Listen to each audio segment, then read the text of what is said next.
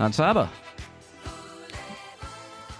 with Voulez-Vous, which is a song that I haven't heard since 77. I don't know. It's just the last time I saw my mother actually put a record on the record player might be the last time I heard that song. So we're talking decades here. Anyway, if my mother's listening, hi, Mom. Hi, Mom. Hi, Al's Mom. I'll see you later.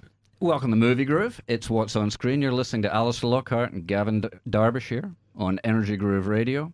How are you doing, Gav? I'm doing very well, thank you. Have you been watching your movies? Damn it, I was reading books. Oh.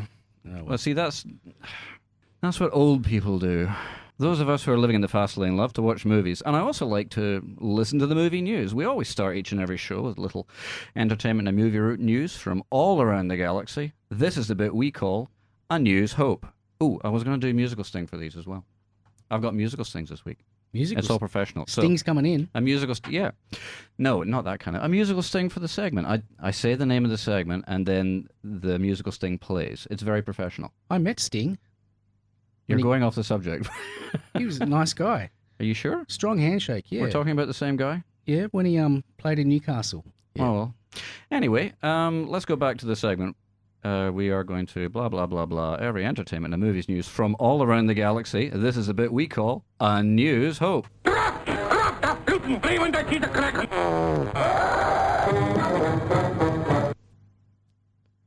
That's a winner.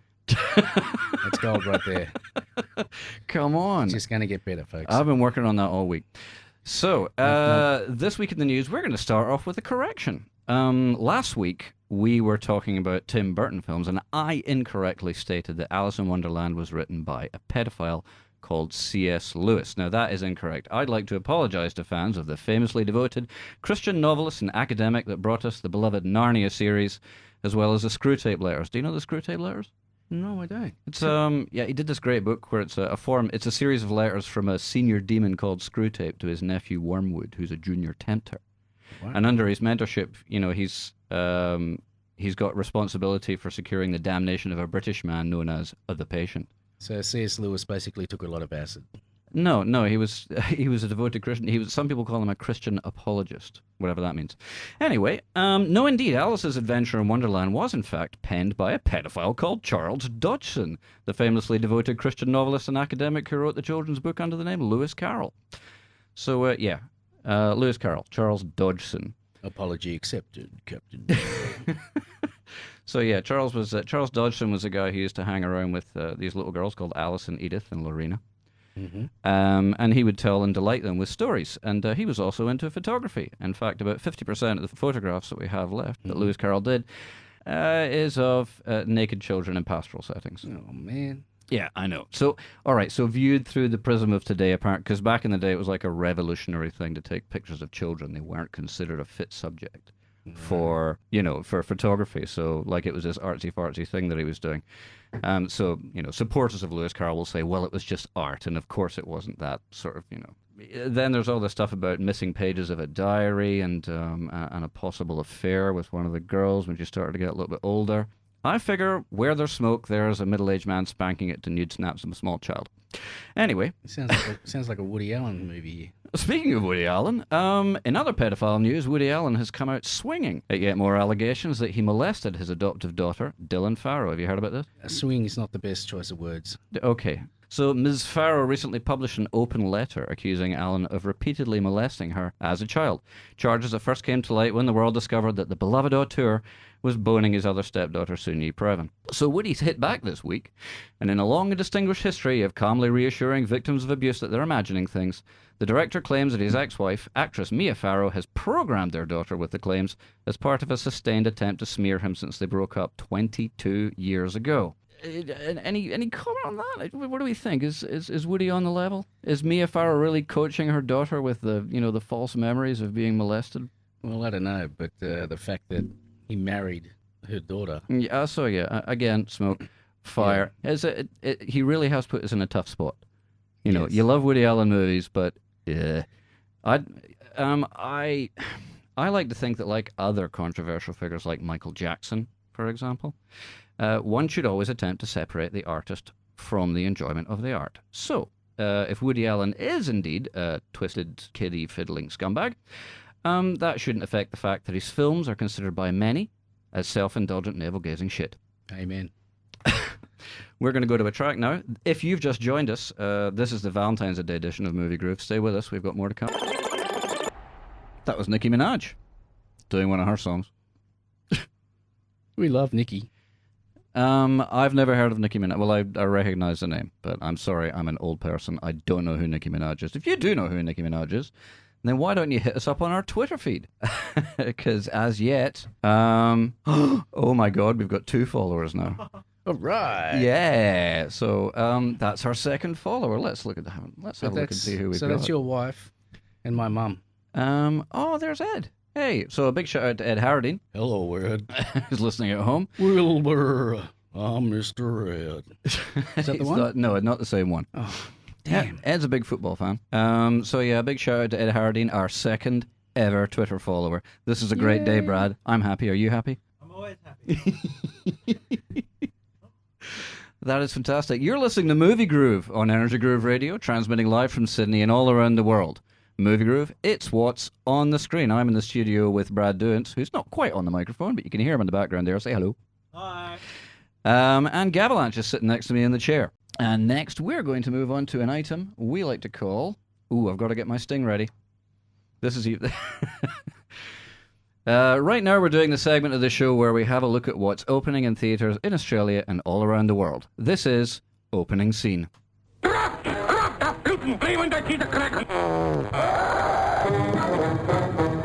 I've only got 2, and I want to save the other one for... That's not from The Sting. Sting was a brilliant movie. I know. Robert Redford and I'm Paul sorry. Newman. You know, 1977. As God is my witness, I do not know where that actually comes from. I stumbled across it by mistake, and I thought, I must have it. Anyway, yes, it is Valentine's Day tomorrow night, and if you've got a young lady on your arm and you're taking her out to catch a movie and maybe have a meal and thinking about, hopefully, things happening later on, and I don't want to know about what that is, you might want to take her along to a romantic movie, and by golly, you've got a choice. Plenty out there. Opening in cinemas this week, and of course all around the world, we've got Winter's Tale. Winter's Tale. Do tell, Al. Okay, so Colin Farrell, everybody's favourite Irishman, plays a burglar who falls in love with a dying Jessica Brown Findlay. Then he gets dropped off a bridge by evil Rusty Crowe. He travels through time and then comes back to life in New York somehow. And because they're destined to be together, he meets her again. That's beautiful, man. Only now she's turned into Jennifer Connelly. All right. Yeah, so, win. And Rusty Crowe is back too, and that's the problem. So if any of that sounds confusing, apparently, wait till you sit through it. It's kind of like a cross between The Time Traveler's Wife and Cloud Atlas. Who saw those? Oh, don't any of you people ever watch any movies? What is this movie you speak of? Cloud Atlas. So Cloud Atlas was this thing where the same characters appear all through different moments in history, and in some segments they were like white people pretending to be Korean people, so they were in very heavy makeup, and it was good in bits, and in other bits it wasn't quite so convincing, but it was basically a cool movie. Yeah. With an all-star cast. And The Time Traveler's Wife, of course, is a movie with Eric Bana, where this guy keeps traveling through time, and it ends up being a bit of a problem at the end. Sorry, spoiler alert there for people who haven't seen The Time Traveler's Wife. Oh, good on you. Anyway, Winter's Tale, which is the movie we're talking about, is written by well-known hack Akiva Goldsman, who penned the scripts for Batman and Robin, The Da Vinci Code, and Lost in Space. So, 3 strikes. Perhaps afterwards you and your lady can bond over how badly it sucked. There might be a useful segue in there. Bow chicka wow wow. So you might want to skip over that one. That one apparently is not reviewing well. I think on Rotten Tomatoes I got something like a 6% average or something like that. But hey, you never know. You might enjoy it.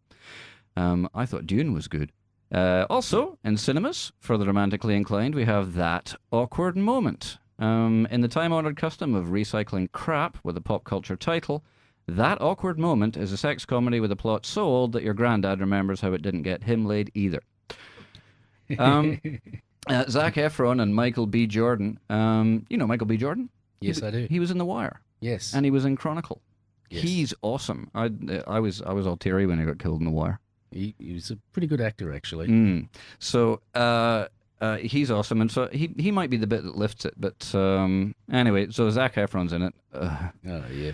And they play New York singles out to notch the bedpost without falling in love. How you doing? Sorry, so some dust on that plot there. Excuse me. Anyway, it's very guy-centric with lots of dick jokes. It's about growing up and settling down. So if you've only just met, it'll be awkward. And if you've been together for years without making it official, it'll be awkward. Everyone's a winner. It's one or the other, and neither is pretty, like when Zac Efron's parents decided to raise him as a male. Oh! Come on. I can't get a hey-o. Anyway, look out next year for romantic comedies with titles like YOLO, Swag, and Pwned Noob Lol. In other remakes, and God, there's a lot of them, endless remakes, we have Endless Love. Did you ever see that one? The original. Yeah, the original Brooke one. Shields. Yeah. And that dude, Christopher... No, you're thinking of the Blue Lagoon. Probably this... No. Endless Love. Endless Love. Brooke Shields. And... Some dude, I don't know, I was too busy watching her. Come on, I was about 13 at the time. This is the era of the internet. We shouldn't be worrying about this. Look, if you knew who it was who was boning Brooke Shields in that movie, why not hit us up on Twitter and tell us? And send photos. Anyway, on a trip to the pyramids, a screenwriter copies a story idea from some ancient hieroglyphics and calls it Endless Love. Poor boy meets rich girl and her parents don't like him. Franco Zeffirelli makes it in 1981, and it's a hit despite being unbearably mawkish and so predictable you'll be more surprised by tomorrow's sunrise. This is the remake, and is probably best avoided unless your girlfriend has an extra chromosome. So hang on, let me get this straight. He goes to Egypt. No, that was the screenwriter. Oh, okay. So it's not like girl meets Pharaoh, girl loses Pharaoh, girl gets Pharaoh. No, he was looking at the wall and there was like, okay, so there's a girl meeting a boy. Uh-oh, parents don't like him. That's a story. See, like you want good love stories, like Russian love stories, boy meets tractor, boy loses tractor, those kind of... Yeah, boy eventually finds tractor in the hands of another tractor person. And a fight ensues, usually involving pitchforks. Oh, yeah. That's quality. A big shout out to all those people holidaying in Russia right now. Is it cold? I bet it's cold. Not in Sochi. No? No. Oh. It's like the Russian Riviera. That's disappointing. They're having the Winter Olympics there and it's not cold. Not at all. Okay. Also, something that we talked about last week on the show, opening up last week and still playing in theatres across Australia and all across the world, we have Vampire Academy. Come on. Teenage vampires, CGI wolves, and the tagline on the marquee is, they suck at school. So consider yourself warned. Why don't we have movies about the mummy anymore? I don't know. I am the mummy. Teenage mummies? Rise from the grave. Teenage mummies and Teenage mummies. Teenage mummies and CGI Frankensteins. Actually, that's a TV show, Teenage Mums, but that's not... Oh, right. That's a different thing where, But you want mummies back again, with people like Peter Lorre being the mummy, coming in and strangling you in the night. It is a fact that some of those teenage mums do actually have bandages on, but that's just because they've been beaten up by their partners. Oh. I'm having fun. How about you guys out there? Welcome to the Valentine's Day edition. Next on the list of romantic comedies, here's a good one. Blue is the warmest color. Have you heard about this? Do you know about this? I don't think I want Okay, so it, blue is the anyway. warmest color. It's apparently a very well-made and touching tale of hot underage lesbians. Now I want to hear about it. I'm going to say that again for those of you who are suddenly whipped around and hurt your neck looking at the radio. That's hot underage lesbians. Apparently it's excellent, but if it's a first date, you may want a thick jacket to hide the reoccurring nightmare proportion awkward boner that'll be propping up your bucket of popcorn for close to 2 hours. Swing. That's a tough one to deal with. Yes. That really is. You're sitting there trying to be cool about it. You're going, ooh. Oh yeah. But anyway, I am much too old to be. I think we should move on. I'm really delving into some very dangerous territory here. Heading towards the dark side there, Cops are Luke. going to be, yes. No, that's good. You've taken your first step into a larger world. Gavin was seduced by the dark side of the force. He's more Jack Daniels than man now. Someone get me my Ventolin. So, moving on. Here's another one that's just come out. It's called About Last Night. Now, you might remember this one from the 80s. About this night. No, About Last Night. Oh, okay. Don't give me shit. Rob Lowe. That's the one, yeah. So, and Belushi. Rob Lowe, yeah. So Belushi and Rob Lowe are mates, and Belushi's in a relationship with Elizabeth Perkins, and then Rob Lowe meets Demi Moore, and then... That's right. Yes, it's an 80s rom-com by John Hughes of Breakfast Club fame. Look out for the remake of that. It's as inevitable as the sun coming up. Do not remake Breakfast Club. They're going to remake it, homie. Come on. Look at this list. Is there anything on this list that's not based on something that we already know? Not Breakfast Club, though. That was a brilliant movie for teenagers. Actually, I've watched it again, and it all seems a bit sort of like, Well, of course, we're old farts now, but when you're a kid... It's like, what did your parents do to you? Is it really bad? Oh, it's really bad. They ignore me. Oh, no. All right, okay. Talk about what my parents did to me. Judd Nelson was such a badass. Oh, yeah. Running through the corridors. Oh, that dude was... If you mess with the horn, you get the bull. He looks smelly to me in that movie. He is smelly in real life. He looks smelly. I've met him in real life. I told him.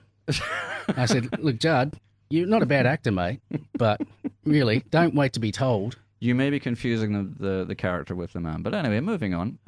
They're going to remake Breakfast Club. Look, if you bet on that, the odds of that are so certain that if you bet on it, you're going to lose money by winning.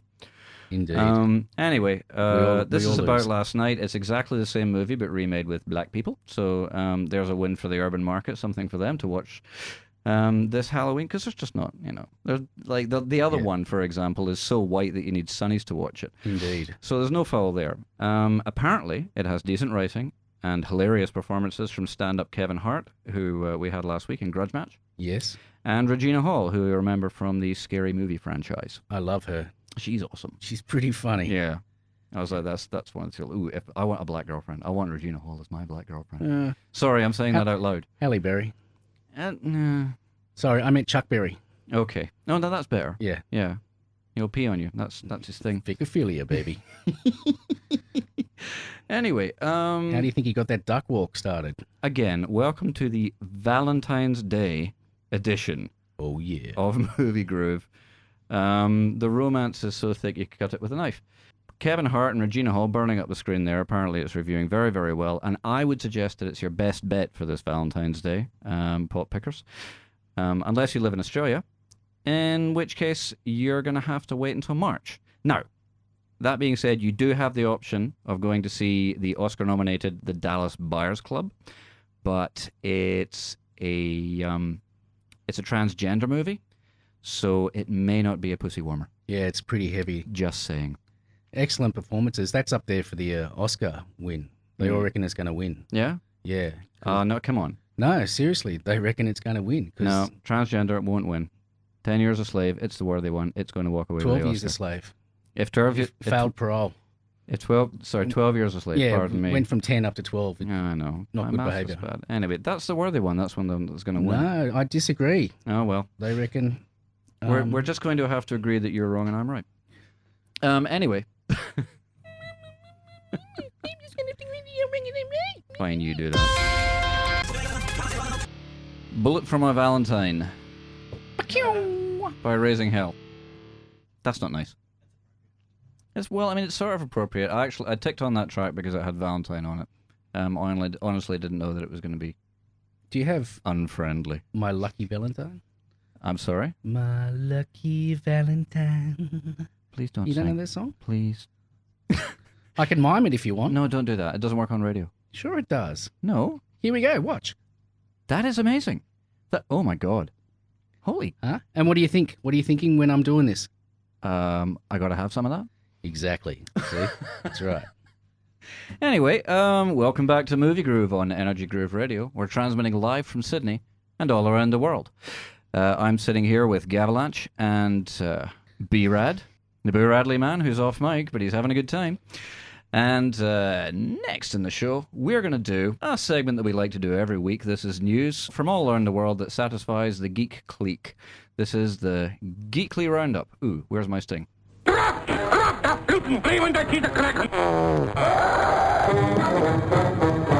I'm warming to it. Yeah, it's not like the movie or the singer. I don't get the sting bit. You get... Unless you're talking bees. You're supposed to be supporting me. Anyway. If we're talking bees, this is definitely B grade, that's for sure, folks. Yeah, all right, fine then. Fine. Do your own show. Anyway, this week on the Geekly Roundup, we're talking about Joel Silver. Who? Joel Silver is talking up the reboot/remake of the John Carpenter 1981 classic Escape from New York. Snake. Yeah, Snake. Please call me Snake. That's right. I'm getting you people out of here. God damn it. Yeah, so Kurt Russell, the man who gave us the gravelly voice performance for the action hero, something we've been suffering ever since, He did it first and he did it best. Silver is the producer behind Predator, Die Hard, Lethal Weapon, and The Matrix. Get to the sausage. Which sounds good until you consider that he's the producer behind all the shitty sequels to those same movies. Yeah. So he starts strong and then, kind of like Leighton Hewitt. Or this radio show. Are we on the air? Yeah. Prank call. No, I think... Prank call. The microphone's on. Look, when that button is there, that means the microphone's on. Keep your eye on that. I'll stick to the miming. All right. Anyway, Silver has said the reboot will be a trilogy, the tone of which will mirror the look and feel of recent video game hit Batman Arkham City. Have you played that one? Have not yet, but I've heard very good things about it through a lot of friends, and apparently it's very, very good. Yeah, I played Arkham Asylum, and that was really good. I've played that, yeah. And it was there was a time investment involved there, and well worth it. Oh yeah. Anyway, so at least the tone of it will be right, and it promises a richer backstory to the character of Snake Plissken than was featured in the original, a backstory that was pretty much limited to the term war hero. So we're going to find out about his war record, and we're going to find about what led him to be was it a bank robber? They were doing a bank heist. They'd robbed a train or something in the original one. Because there's a scene that you can see on YouTube that they cut off the beginning of it where he's limping through an empty train station. Right. So, Anyway, if you haven't seen the original Escape from New York, it's a bit dated now, but it works. It's fantastic. It was actually filmed in St. Louis. Really? Yeah, they didn't film it in New York. St. Louis had just had a major fire. Wow. That's why it looks so realistic, is because a lot of those buildings had actually been razed by fire, and so John Carpenter says, well, we'll come and make a movie in your town and you'll get some money. And then we're going like, oh, thank Christ for you. What a coincidence. Yeah. Winkety wink. I heard there was a fire at your place. Shh, that's not till next week. Yeah. Is that petrol I smell? No. Hopes of the fans are high for this one, considering their reception of Carpenter's own disastrous 1996 sequel/remake, Escape from L.A., was not unlike that of a child being told that they're going to Disneyland, but instead get dumped for the weekend alone with the insane pervy uncle with no TV. It was just awful. It was that bad. Yes. Oh, Don't see that Christ. one. See Escape from New York. Everybody in this room is nodding. If you've seen Escape from LA, you know exactly what we're talking about. Yeah. If you haven't seen it, don't trouble your arse. No. Don't. There's nothing there. Nothing. Snake. But anyway, speaking of 80s classics, director John McTiernan has been released from prison and is getting right back to work. Good on him. Who am I talking about? Old Johnny. Yeah, see, you don't know. I met John. How do you think he got in jail? I'm sorry, that was a bastard act. McTiernan is the director who gave us Predator and Die Hard and The Hunt for Red October, which were three of easily the best action movies of the 80s. He also gave us Rollerball, The 13th Warrior, and The Last Action Hero, which were three of the worst flops of the 90s. Very much so. Very much so. So, another strong starter who went downhill. Actually, John Carpenter went the same way while we're talking about these people. He did. Remember, he Escaped from New York.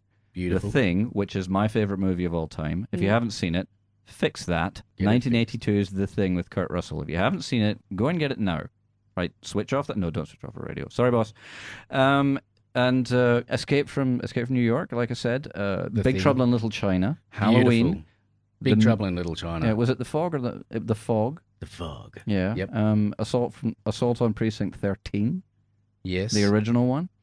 So yeah, just a slew of awesome movies, and then all of a sudden, he did this movie called They Live, which was okay, and then everything after that was just a turd.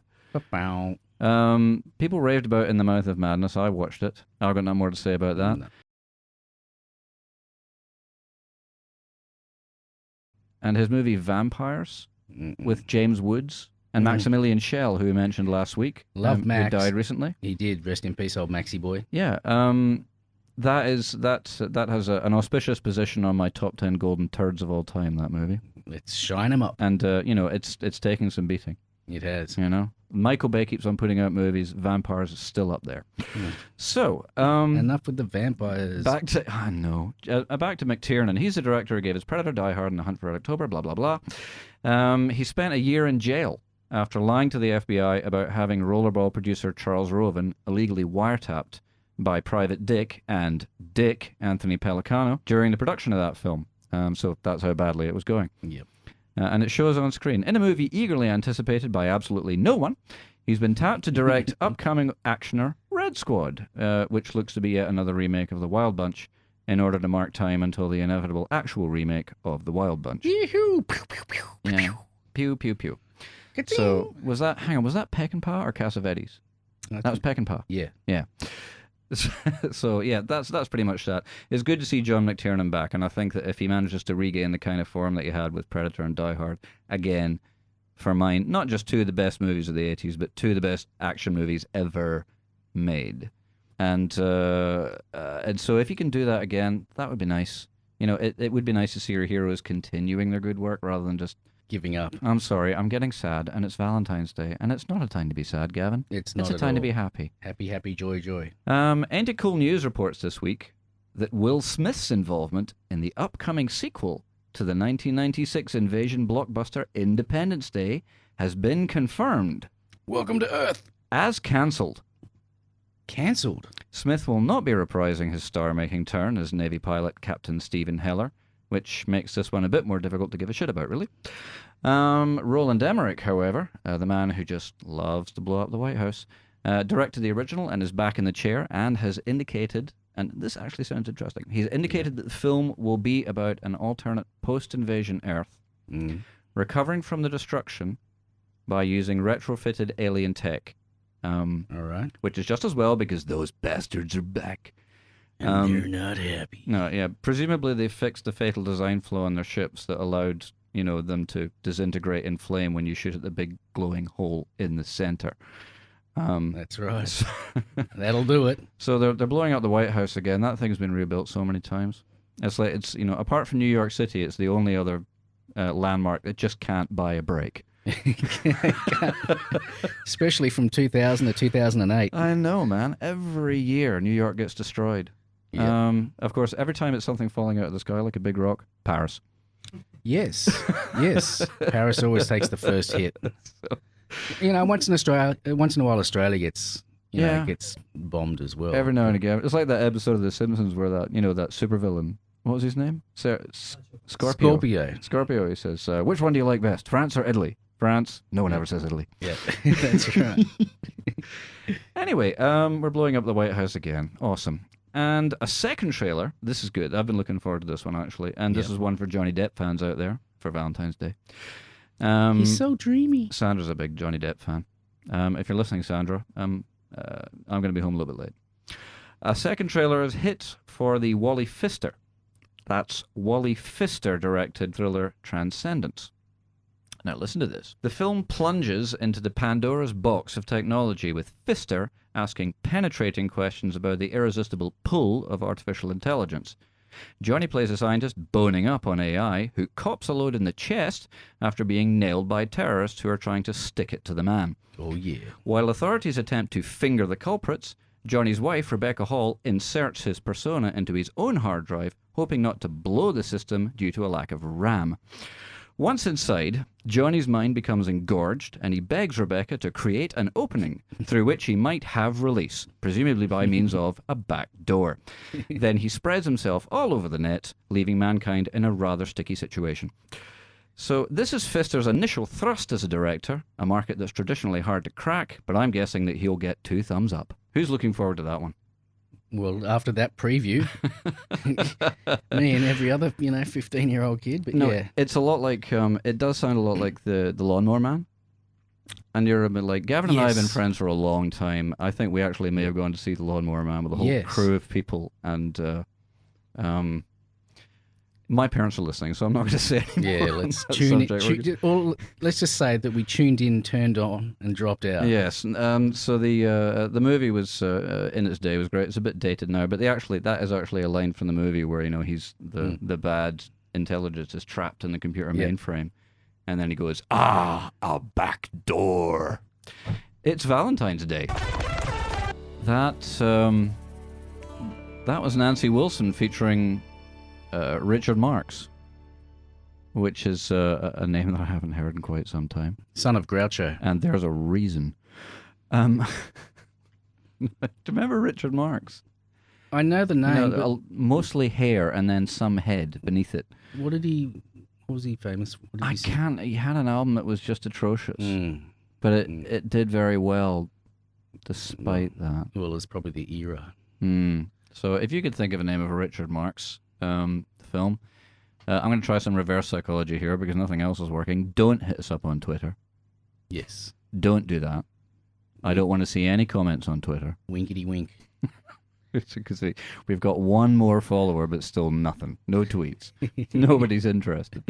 So, fine. Stay quiet out there. Yeah. I don't want feedback. This isn't an interactive show. I talk, you listen. That's how this relationship works. Damn straight. You sit there and be quiet. That's right. Anyway. Tell us a romantic interlude you might have had, Al. Don't do that. I was telling a story off air, and it's not. It's a beaut. It's not fit for Oh, people! It's not fit for you transmission. You really got to hear this story. No, shut up. Absolutely outstanding. Like, no, don't do that. I'm standing up and saluting. I'm not telling that story like I'm not telling the Val Kilmer story. Well, we all know that one. Yeah, Brad knows that. Yeah.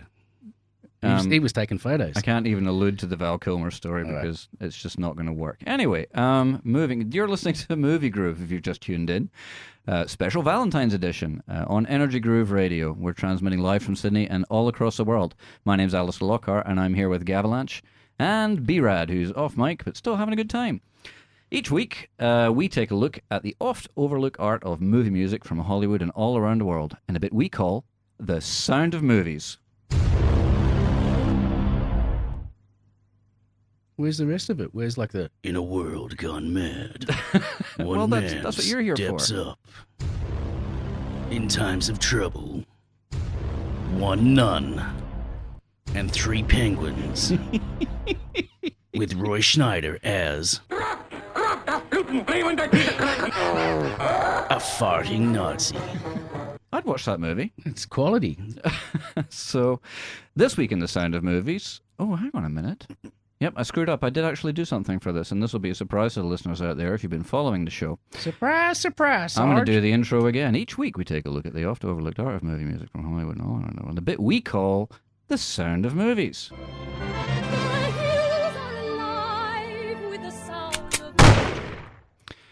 Hans... Oh, come on. That's been a long time coming, baby. And we're being too self-indulgent and loving it. I know. So Hans Zimmer, who first appeared on our TV screens very, very briefly in the video for Video Killed the Radio Star by the Buggles. But great song. He didn't really get the start to his career that he wanted until he scored Rain Man for Barry Levinson. You might remember that one got Best Actor for Dustin Hoffman. Yeah. He went on to score Best Picture Oscar winner Driving Miss Daisy and beautiful, idiotic, quasi-historical Rusty Crowe blockbuster Gladiator. I bet he is. Gladiator. On my go, unleash hell. Yes. On my signal, unleash hell. Yeah, you did that better, actually. He does the breathy acting. Maximus Decimus has been slain. This is not Rome. You know, a friend of mine went out with Rusty, but I cannot tell you that story. Okay, Yeah. And so these are even if if it's not fit for transmission, we're not supposed to even bring it up on the air. Oh, You know, because it makes the audience feel like they're missing out on something. well, I'll just mime it. And I don't want to do that to you people. No. I love you more than you know. Back to Hans Zimmer. More recently, Hans Zimmer has scored nearly every single movie made in Hollywood in the past few years, it looks like, including 2 Kung Fu Pandas, 2 Sherlock Holmes movies, 3 Dark Knight movies, 3 Madagascar movies, 3 Pirates of the Caribbean movies, And a partridge in a pear tree. Inception, One man. Man of Steel, The Lone Ranger, Brad's favorite movie, and The Simpsons movie. And even had time to score massive online gamer hits, Call of Duty Modern Warfare 2. Love it. Zimmer is the father of 4 children, so now we know what his only hobby is. You like that? Yeah, I do. So Hans Zimmer has had 9 Oscar nominations, one of which landed him a win for a soundtrack to the Disney classic The Lion King. And from that soundtrack, this is This Land. Anyway, if you've just tuned in, you're listening to Movie Groove on Energy Groove Radio. We're transmitting live from Sydney and all around the world. I'm Alister Lockhart, and in the studio with me and on the mic is Brad Dewins. How's it going, Brad? I'm well. How are you? I'm glad. I'm well. So right now, we're going to do another live read of a review that I wrote of a movie that I saw. Now, let's. I'm not going to preempt this with how much I love the original Robocop. We'll just say that, like, the original Robocop is one of my all-time faves. It's a great film. It is. It dates a little bit. It's a wee bit plastic. Yeah, I have watched it recently before I saw the new Robocop, and the stop motion animation on a few things is a bit meh. Yeah. It's a bit awkward. It shows in places, and especially if you watch it in high def. Yeah. So, but in any case, still an awesome movie, still one of my favorites. And this week we're reviewing, on this Valentine's Day, we're reviewing the wonderful love story of Robocop 2014, which has been directed by director Jose Padilla. Yes. Is that Padilla? Pale. So, in any case, this is an 80s movie, and the greatest celebration of the 80s, I think, as an era of conspicuous consumption, was without a doubt 1985's smash hit Back to the Future with Michael J. Fox. Now, ask me why. Why? I'll tell you. Hearken to me, children. This is because in the film's closing scenes, the emotional payoff for Marty McFly is rooted entirely in material gain. He returns to the same house, the same beautiful girlfriend, and the same loving, close-knit family. Only now, the house is nicer, the family are better dressed, better looking, have better jobs, and are certainly richer, because they've only gone and bought a shiny black 4x4 just for him. And as an added benefit, his nemesis Biff is a low-income schlub whom Marty's more successful dad now gets to use as a whipping boy. This triumphant finale epitomizes everything about Reagan's America, a time of endless consumer-driven excess when everyone with the right clothes and attitude could have everything they wanted all the time.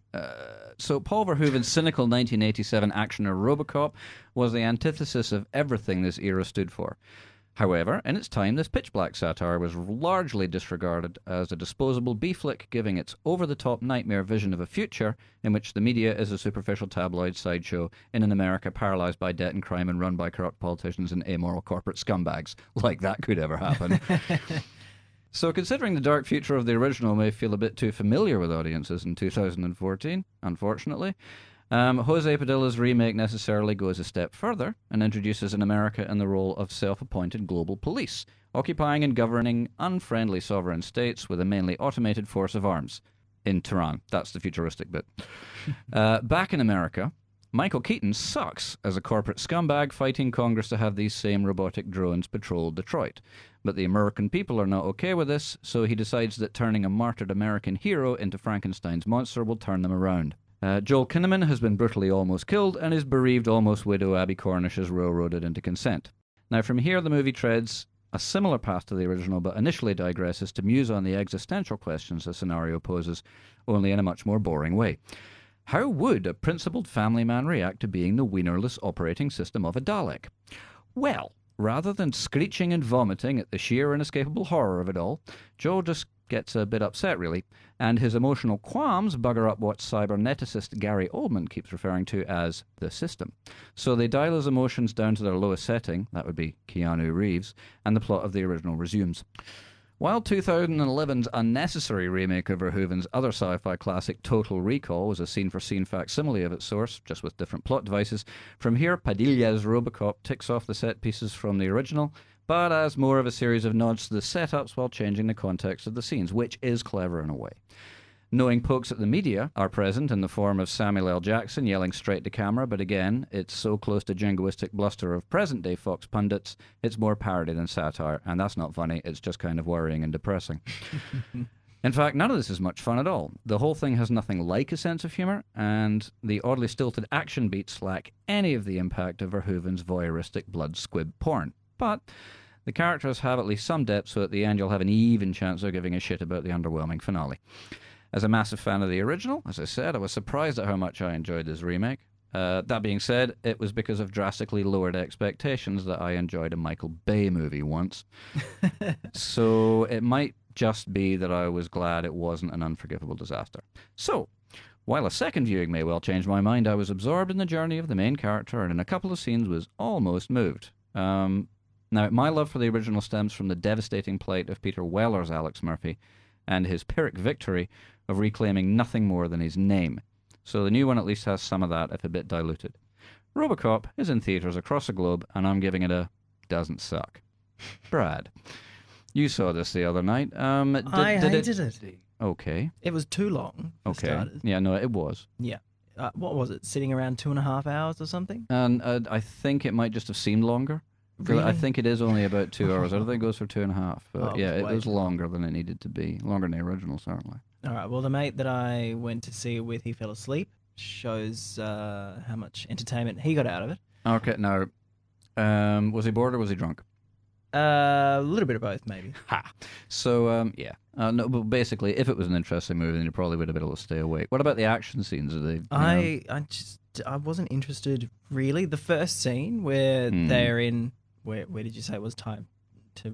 Tehran, which is the capital city of Iran. Oh, well, there you go. The baddies. Oh, yes. As our prime minister calls them, the baddies. I mean, I thought that was a little bit predictable, but it was a cool action sequence, and I thought that maybe the movie would improve on that. Yeah, it didn't. No, it got right back to Detroit and everything. Abby Cornish, hate her face. Ooh. Kitty has claws. Well, she did not change her facial expression throughout the entire movie. It frustrated the hell out of me. But I also just found the whole them trying to claw into some sort of emotional backstory with Alex Murphy. I found that incredibly under-executed, and it just didn't affect me whatsoever. Because what happens to the man is literally over the top horrifying. There's a scene here in the movie where they show him how much of him is actually left. They strip away the rest of the robot and they show how much is left. And it ain't much. He's basically just a head with lungs. But the thing is, when he was in the hospital versus to what they showed, what was left of him in the robot. Yeah. There's a drastic difference. They took a lot away themselves. Yeah, they just took everything out. This is too much weight. We'll get rid of that. He doesn't need, he's not going to miss his wiener. He doesn't want his own limbs. He doesn't need his wiener. Just whack it off and throw it in the bin. You give it to the dog. Whereas at most he lost a leg. So, yeah. I just found it dumbed down. Like, I found it watered down. I wanted blood squibs like the original. I wanted more gore. Well, that's what I mean. Diluted, absolutely diluted, because, if that was me, I would have started clawing at my own face, and in horror. Yeah. But no, he's going like, he gets a bit teary and he goes, "Please don't let my family see me right way." And then he ends up showing them anyway. Yeah. But, I don't know. I just found it. Look, son, this is my brain. Isn't that cool? Look, when I close my eye, you can see it moving. So that's Robocop 2014. Not a great Valentine's Day movie. It's probably going to do better than anybody suspects, and it's still playing in theaters. Do you reckon they'll have a second one? Another add-on, a sequel? Just thinking about the concept has it done well in the box office? Do you know if it's done well? To date, no. I haven't actually checked out the numbers on that, but you know what? That's something we can do. I'd be interested because I want my $20 back. Well, that was One Republic. Feel again. Again? Feel who? Phil Sigsworth? So you're listening to Movie Groove if you just tuned in, and we're on Energy Groove Radio. We're transmitting live across the world. Live. From Sydney City. It's nice and warm here, isn't it? Sydney. Next on Movie Groove, a little segment. Well, in every show, I like to remind the listeners of my love for the only bit of the Oscars ceremony that's actually any damn good. The In Memoriam reel. So, why wait for March when we can enjoy death every week in... Thank you, Gav. Dead for reals. So who passed away recently? Well, unfortunately, because this is a sad one, Shirley Temple. Yes. On Monday, died happily of natural causes. Now, we all know who Shirley Temple is. Of course. She became an actor at the age of 3, and then in 1935 she was awarded a juvenile Oscar. That's right. She was only 6, having become a massive sensation after starring in hits like Curly Sue and Heidi. And when she received her award, she famously quipped, "Mommy, can we go home now?" Oh, she's just so cute. It's a long show. It is. That's what, every person in the audience is thinking, it's funny because it's true. Let's just wrap it up. Give everyone an Oscar. Let's roll. The kid gets to go home. I have to sit here, damn it. Shirley Temple Day. She also was she worked for the United Nations. Well, we're getting to that. Oh, okay. Sorry. Jumping ahead. Yeah, so she subsequently made a boatload of money on the merch. Her her squeaky clean image sold a lot of dolls and toys and lunchboxes and all that kind of stuff. But unfortunately, as she grew into her teens, her popularity waned somewhat. And after a few less successful movies in her late teens, she retired permanently from film at the ripe old age of 22. Now, just think if that had been today, she'd still have the reality shows, shitty singles, sex tapes, and stints in rehab to fall back on. That's right. So, oh, dearie dear. They just didn't have as much back then as we do now. No, we've got it all today, baby. I know. Anyway, as an adult, Shirley survived breast cancer and went on to serve as a United States ambassador to Ghana, as you mentioned, and later to Czechoslovakia. She was appointed to that post by George Bush, which was famously recognized as the only thing he ever got right. Oh, bang. And moving on, she was also a chief of protocol of the United States. And she also appears on the cover of the Beatles' album Sgt. Pepper's Lonely Hearts Club Band. She does. Correct. There you go. She was actually, here's a good one, she was actually supposed to play Dorothy Gale in the original 1939 Wizard of Oz. It's a very famous movie. But she was on contract to 20th Century Fox, and they refused to lend her out to MGM, so the role went to Judy Garland instead, almost doubling the budget of the film due to Judy's booze tab. Are you a friend of Dorothy, Gav? Oh. Come on, tell the world. It's okay, nobody's listening. I'm a friend of Bruce. All right, okay. No, you stick to that story, mate. I will. It's okay. It's okay, Gav. Don't ask, don't tell. It's not your fault. It's not your fault. I can't help It's it. not your fault.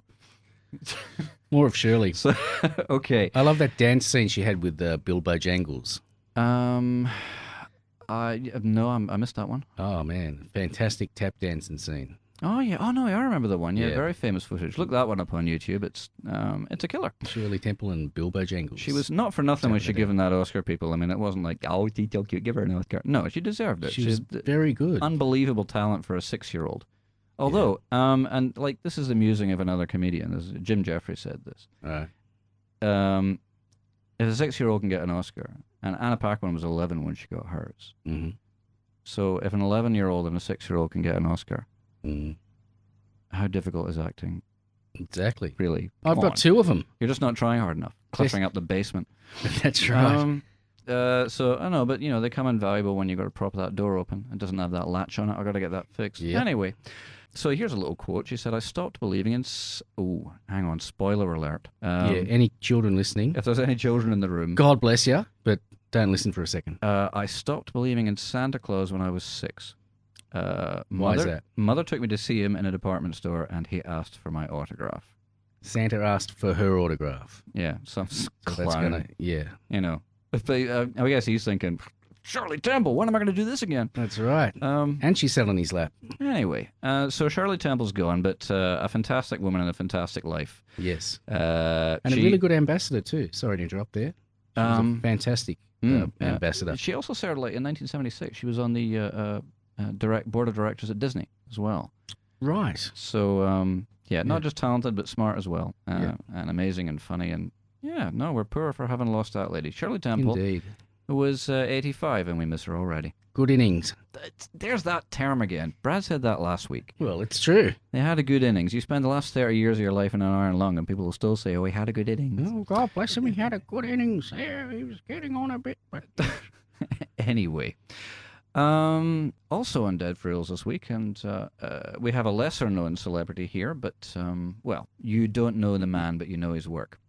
We've got Christopher Chisholm Barry. Christopher Chisholm Barry. That name's not ringing any bells? Ding! No. Okay, so you've never heard the name, but you might know this tune.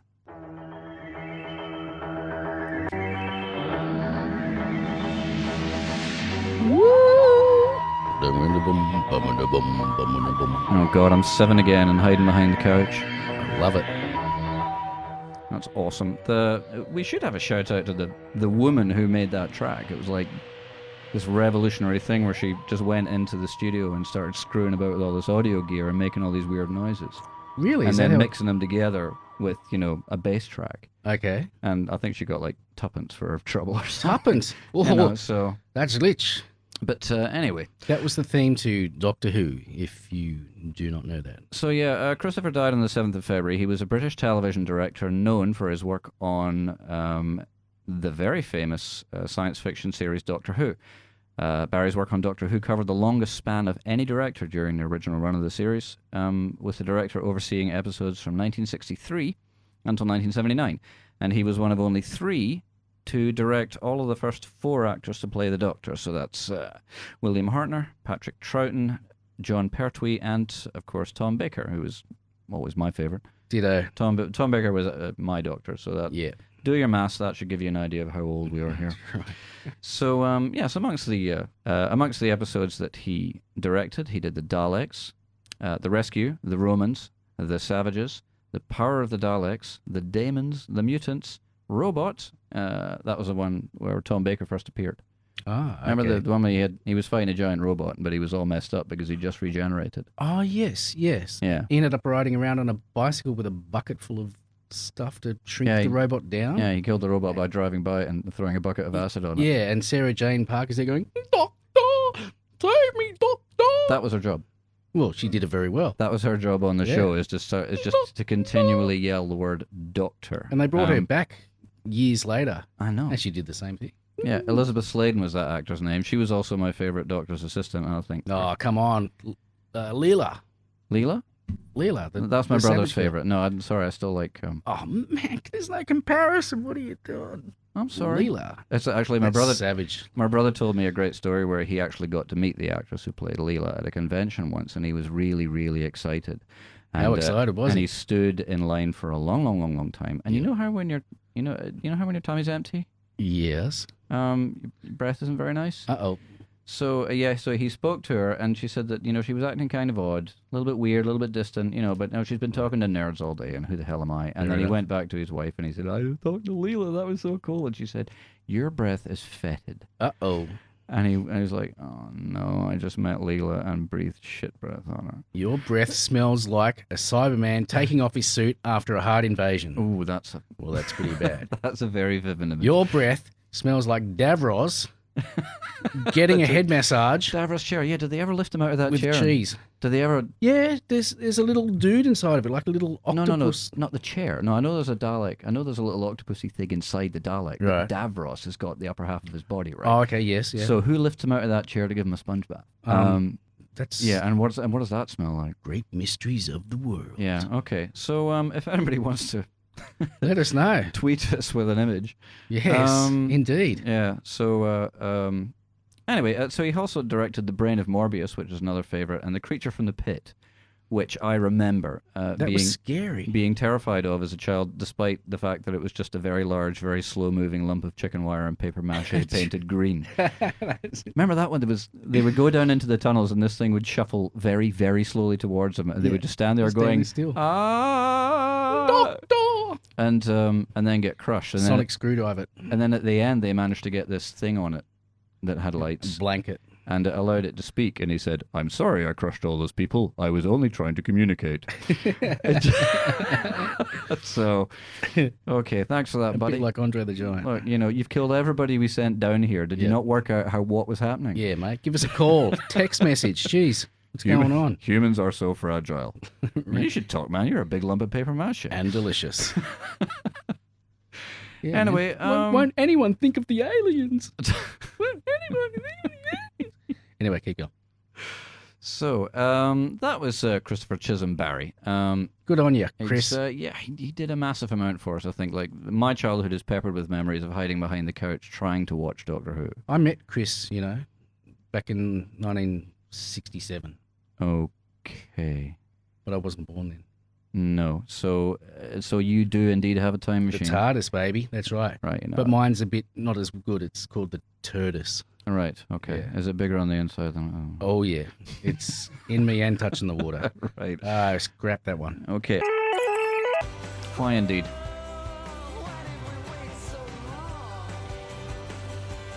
Well, what's he waiting for? This is running long. Is he talking about a bus or a what? The song is called Mother. Oh, well, it's taking him ages to get ready or So- something, Come on, Ma, we got to go. Yeah. Hurry up. Come on. What are you doing? Dad's in the car. I'm doing a face. Come on, hurry up. So yeah. No, Well, right that's gonna on, take a while. Travis. I think we're all a little bit sick of. Yeah. Yeah. Yeah. Anyway. Yeah. If you've just tuned in, you're at the very tail end of Movie Groove on Energy Groove Radio, transmitting live from Sydney and all around the world. I'm Alister Lockhart, and I'm in the studio with Gavalanche and B-Rad. Not even 3 minutes to the top of the hour, so we're going to wrap this up right after we talk about our Twitter account. We've got 2 new followers. This is amazing. Yes. So we've gone from 1 to 4. That's a 400% increase. That's I'm right. very pleased. I'm just going to say it's 1,000%. So a big shout out. 1,000. A big shout out to Liam Taylor and Ben Laquette. Thanks for tuning in, guys. Thanks, boys. Look forward to seeing you soon. And before we head off, we're going to talk a little bit about Shia LaBeouf. One man. There it is. And he was... so recently he's been getting into a lot of trouble with the press. There are things going on in his head and we're not really sure of. He's doing the celebrity suddenly crazy thing. So he's throwing a Joaquin Phoenix. I don't think it's actually fake. No. Anyway, recently he was at Cannes with a short film, which was very well received. And then it quickly transpired that he'd actually ripped the idea for the short film off from a comic piece. A very little-known comic piece, so I don't know, I figured he just wouldn't notice. Yeah. But in any case, somebody did notice, and so, of course, he had to go online to apologize. And instead of just going for, a straightforward apology, he decided to go with a stunt, and he had "I'm sorry" written by a skywriting plane over the artist's house. He's so arty. Yeah, I know. Sensitive. This was a stunt that he plagiarized. Yes. Off another celebrity who had to apologize for something. I don't have the details in front of me, but yes, he plagiarized that stunt from another an apologist who used the same device in exactly the same way. Mm. And so, following suit, just recently, he was in a press conference talking about Nymphomaniac, which is another Lars von Trier joint. If you've seen the posters for that one, it looks... Just like rip them off the wall. It looks Graffiti. Like it's going to get its audience. It's got people having sex in it. So if you don't have the internet at home, go and see this movie.